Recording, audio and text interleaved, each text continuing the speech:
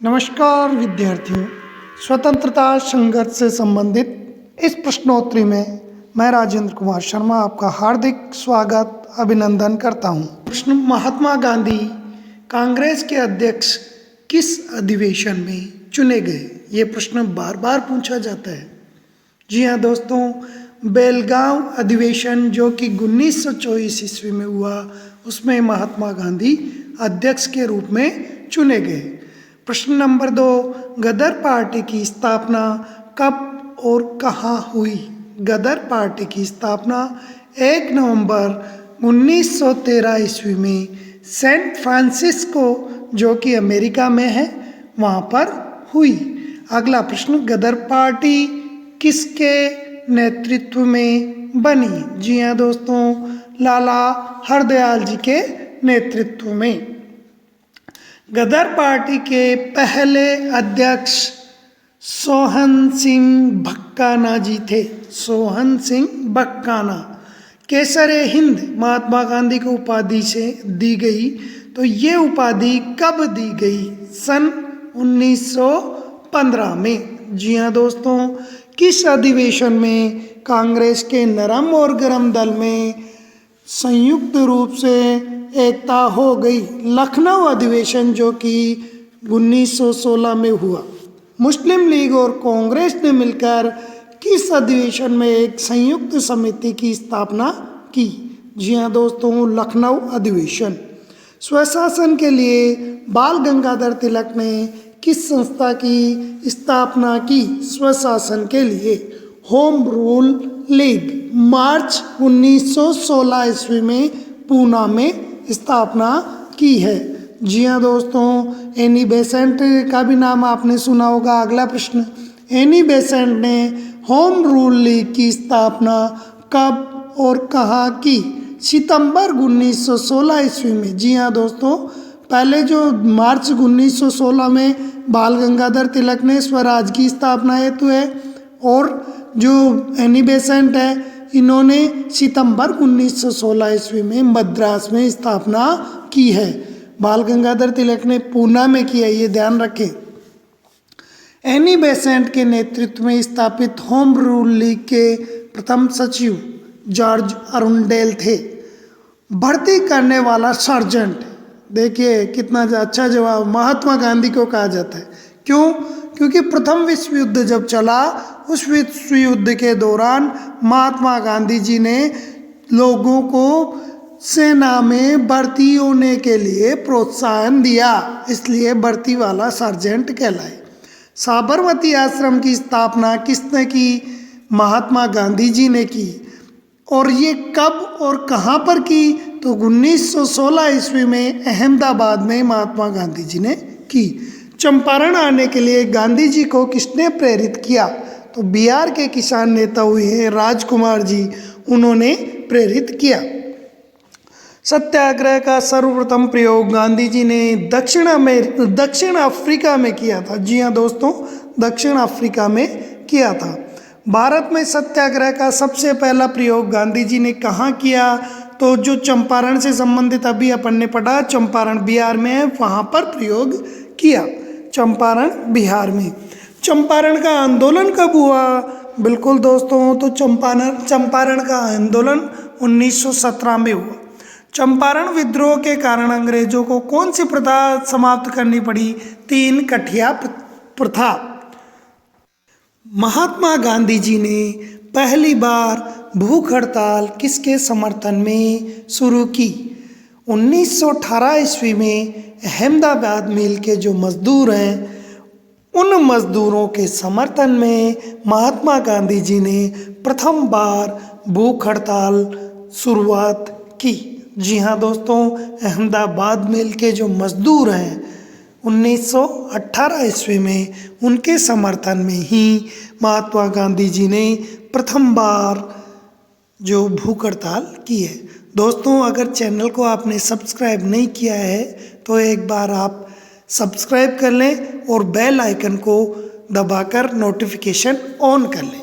जी हाँ दोस्तों, ये सभी जो है क्वेश्चंस हैं, ये विभिन्न प्रतियोगी परीक्षाओं में पूछे गए प्रश्न हैं और आपके लिए बहुत महत्वपूर्ण हो जाते हैं।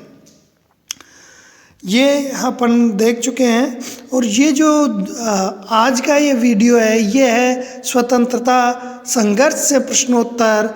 विभिन्न जो सिविल एग्ज़ाम्स हैं उनमें और पीएससी एग्ज़ाम्स हैं उनमें जो प्रश्न पूछे गए हैं। 1918 ईस्वी में महात्मा गांधी ने गुजरात के खेड़ा ज़िले में कौन सा आंदोलन चलाया? गुजरात में खेड़ा ज़िला है, वहाँ कौन सा आंदोलन चलाया? जी हाँ दोस्तों, तो गांधी जी से संबंधित प्रश्न इसमें ज़्यादा लिए हैं, या यूँ कहें कि गांधी जी से संबंधित स्वतंत्रता संघर्ष के प्रश्नोत्तरों में अक्सर प्रश्न शामिल होते हैं, तो अतिशयोक्ति नहीं होगी। कर नहीं देने का जो आंदोलन चलाया है उस संदर्भ में यह प्रश्न अपना है। अगला प्रश्न रोलेट एक्ट से संबंधित। रोलेट एक्ट कब लागू किया गया? रोलेट एक्ट कब लागू किया गया? 19 मार्च को 1919 ईस्वी, ध्यान दें 19/3/1919 ईस्वी में रोलेट एक्ट लागू किया गया। जी हाँ दोस्तों, तो आप से निवेदन है कि आपके पास अगर कोई टॉपिक हो जिस पर आपको जीके के प्रश्नोत्तर चाहिए तो आप कमेंट बॉक्स में लिखें। अब रोलेट एक्ट जो लागू किया गया वो था क्या? जी हाँ दोस्तों, ये एक अंधा कानून था, ऐसा कानून जिसके तहत किसी को भी कभी भी संदेहास्पद मानते हुए बिना मुकदमा चलाए गिरफ्तार किया जा सकता था। जी हाँ दोस्तों, कोई मुकदमा नहीं, ऑन द स्पॉट वाली स्थिति, बिना मुकदमा चलाए गिरफ्तार हो जाएंगे। और गिरफ्तारी के उपरांत भी आपको किसी प्रकार का कोई सुविधा, जिसको कहे रोलेट एक्ट को अंधा कानून इसीलिए कहा जाता है क्योंकि बिना मुकदमा चलाए गिरफ्तार होने की इसमें प्रावधान था। और उसके बाद भी न तो इसके खिलाफ कोई अपील की जा सकती थी, न ही कोई दलील आपकी सुनी जाती थी। जी हाँ दोस्तों, न तो कोई अपील कर सकते थे, न कोई दलील सुनी जाती थी।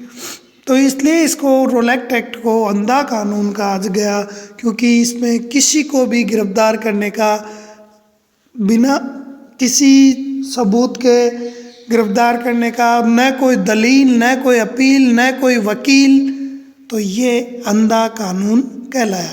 कौन सा? Rowlatt act. कब आया? 19 मार्च 1919 को। दोस्तों आप ध्यान दें, जो संविधान से संबंधित एक वीडियो मैंने जो ज़्यादातर आरपीएससी द्वारा या जो आईएएस सिविल एग्ज़ाम्स में जो प्रश्न आए हुए हैं उन पर बनाया है, और वो भी आपके एग्ज़ाम्स की दृष्टि से बहुत इम्पोर्टेंट हो जाता है। आप उसे भी अवश्य देखें।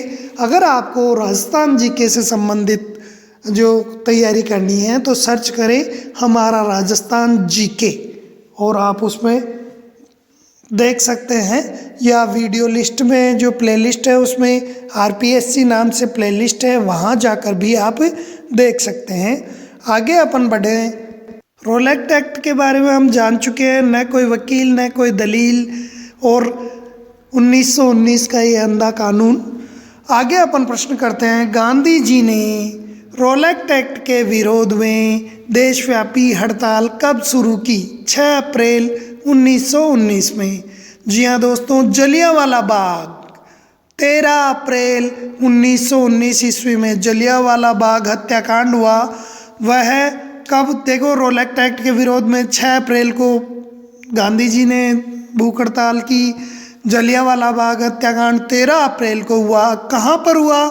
अमृतसर में हुआ। और इसके रीजन क्या है, इस पर अपन चलते हैं। अमृतसर में जो जलियांवाला हत्याकांड हुआ है उसका नेतृत्व किसने किया था? तो जनरल डायर के नेतृत्व में गोलियां चलाई गई थी, और ये जनरल डायर ने निर्दोष आदमियों को जो गोलियों से भूनने का आदेश दिया था। हत्याकांड के पीछे की वजह क्या थी? तो वजह थी डॉक्टर सतपाल और सैफुद्दीन किचलू की गिरफ्तारी के विरोध में हो रही जो जनसभा थी, उस पर डायर ने अंधाधुंध गोलियां चलाई। कितने लोगों की मृत्यु हुई? तो सरकारी रिपोर्ट के अनुसार 379 और कांग्रेस समिति के अनुसार 1000 लोग मारे गए। जी हाँ दोस्तों, ये बहुत ही नृशंस हत्याकांड था जिसमें निर्दोष व्यक्तियों पर चारों तरफ से घेर कर गोलियां जनरल डायर ने चलवाई थी। अगला प्रश्न, जलियांवाला बाग हत्याकांड में किस भारतीय ने डायर का साथ दिया? तो हंसराज। और किसने इसके विरोध में वायसराय की कार्यकारिणी समिति से इस्तीफा दिया? जी हाँ दोस्तों, शंकरन नायर ने कार्यकारिणी से इस्तीफा दे दिया। हंसराज ने डायर का समर्थन किया, साथ दिया। और हत्याकांड के आयोग में जांच समिति जो गठित हुई, जी हाँ दोस्तों, वो कि ब्रिटिश सरकार ने जलियांवाला बाग की जांच करने के लिए गठित की थी। हत्याकांड की 8 सदस्यीय जो गठित की थी, उसके प्रमुख थे लॉर्ड हंटर। जी हाँ दोस्तों, लॉर्ड हंटर उसके प्रमुख बनाए गए थे। इसी तरह जो ब्रिटिश सरकार ने किया वो 8 सदस्यों वाली थी, और कांग्रेस ने के नेतृत्व में भी इसकी हत्याकांड के लिए आयोग गठित हुआ, और वो उसका नेतृत्व कर रहे थे मदन मोहन मालवीय। इस हत्याकांड या जलियांवाला बाग में जिस व्यक्ति की संपत्ति को नुकसान पहुंचा था उसका नाम था जल्ली। जी हाँ दोस्तों, खिलाफत आंदोलन किसके खिलाफ शुरू किया गया? तो दोस्तों, ये मित्र राष्ट्रों के खिलाफ, विशेषकर ब्रिटेन के खिलाफ खिलाफत आंदोलन शुरू किया गया था। और खिलाफत दिवस कब मनाया गया? 19 अक्टूबर 1919 को खिलाफत दिवस मनाया गया। हिंदू और मुसलमानों की संयुक्त कॉन्फ्रेंस की अध्यक्षता महात्मा गांधी ने 23 नवंबर को की। असहयोग आंदोलन 1 अगस्त 1920 से शुरू हुआ। जी हाँ दोस्तों, अगर आप इसी प्रकार के अन्य प्रश्न चाहते हैं तो चैनल को लाइक, शेयर व सब्सक्राइब अवश्य करें। धन्यवाद।